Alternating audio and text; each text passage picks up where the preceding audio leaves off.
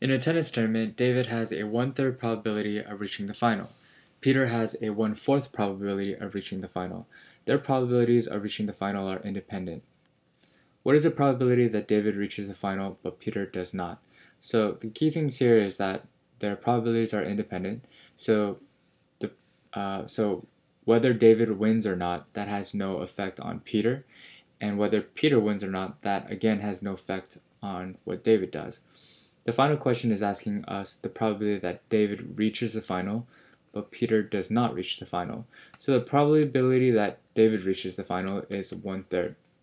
The probability that Peter reaches the final is 1/4.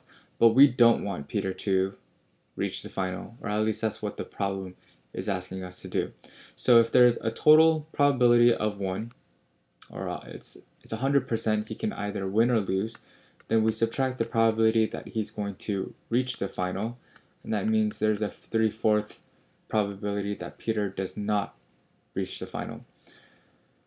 So in order to find the probability that David reaches the final, but Peter does not, we need to multiply the probability that David reaches the final, which is 1/3, times the probability that Peter does not reach the final, which is 3/4. And if we multiply this, we get a quarter chance, or a 1/4 probability that David reaches the final, but Peter does not.